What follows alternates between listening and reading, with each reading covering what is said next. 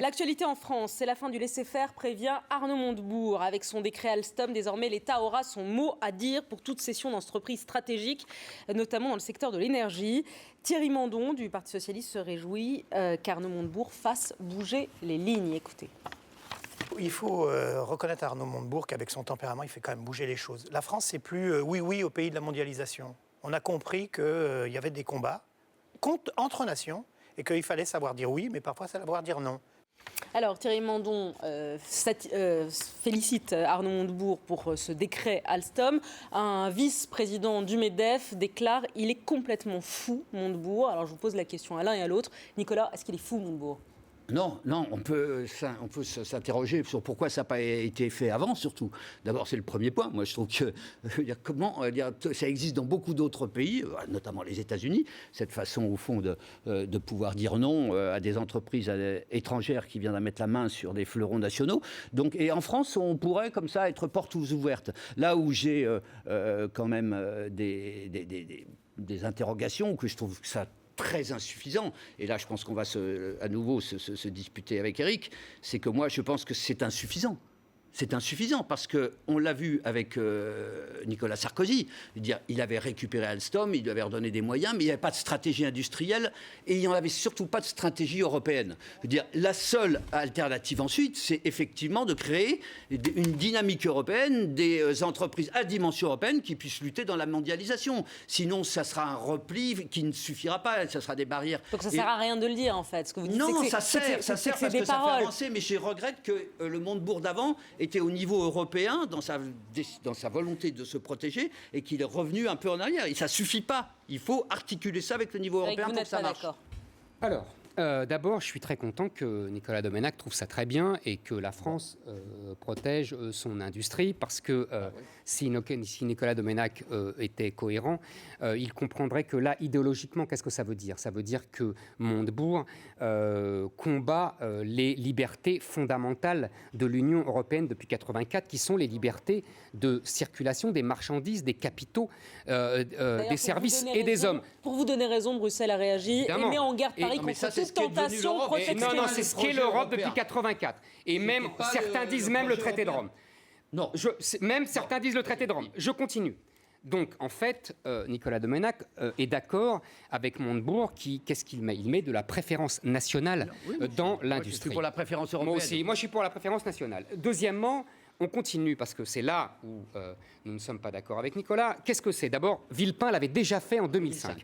On est d'accord. Bruxelles a passé des mois et des mois pour renier le texte de Villepin. Du coup, c'est devenu un coup d'épée dans l'eau. Donc Montebourg est obligé de recommencer. Et pourquoi il recommence ? Non pas parce qu'il est particulièrement donquichotesque, non. C'est parce qu'il a compris deux choses. Premièrement, le fameux accord européen avec Siemens, dont se repaît mon camarade Domenach, serait une catastrophe nucléaire. C'est-à-dire que ce serait un massacre social et un massacre industriel. Siemens rêve de bouffer Alstom depuis 10 ans, comme Siemens rêve de bouffer Areva depuis 20 ans. Et donc on vend Alstom aux Américains, attendez, j'ai pas fini. C'est pas ce que disent les syndicats. Mais bien sûr, les syndicats disent ça, ils ne veulent pas des Allemands, ils ne veulent pas des Américains. Et ils ont bien raison. Non. Donc les Allemands, ça serait ça. Donc la grande européen, c'est du baratin, ça serait la mort d'Alstom. Quand il dit qu'il n'y a pas de stratégie industrielle de Sarkozy en 2004, il a tout à fait raison. Il devrait revenir plus loin. En fait, qu'est-ce qui s'est passé ? En 90, le plus gros conglomérat était le conglomérat français, Alcatel, Alstom, la CGE, qui était plus gros que Siemens, qui était plus gros que la General Electric. Et qu'est-ce qu'ont fait nos élites brillantes, comme M. Tchourouk, qui rêvait d'industrie sans usine ? Ils ont, pour faire plaisir à la finance, démantelé le conglomérat et coupé en petits morceaux, soi-disant plus rentables. Alcatel d'un côté, Alstom d'un côté. Du coup, c'est devenu des proies. Et pourquoi Montebourg fait ça? Parce que là, nous sommes en danger de mort. C'est-à-dire que tout le CAC 40 va se faire bouffer par les General Electric et tous les autres. Pourquoi? C'est très simple. On avait un capitalisme d'État. De Gaulle, Pompidou. On l'a démantelé dans les années 80, les privatisations.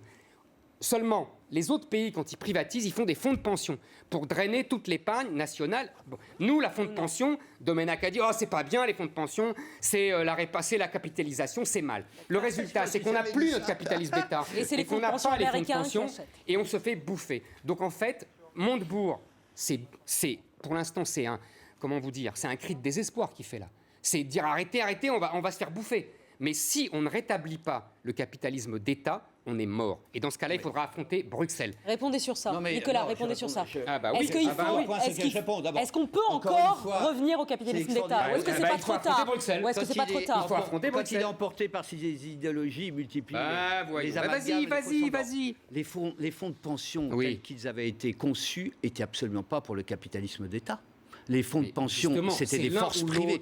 Oui, non, mais moi, contrairement à ce que tu dis, je n'étais pas contre les fonds de pension qui seraient venus au secours de l'industrie française, mais contre les fonds de pension des veuves, etc. Et non, mais ce n'était pas forcément la même chose. Dans les autres pays, c'est la même. Non, mais moi, je ne défends pas spécialement les fonds de pension. Moi, j'aurais voulu garder le capitalisme d'État.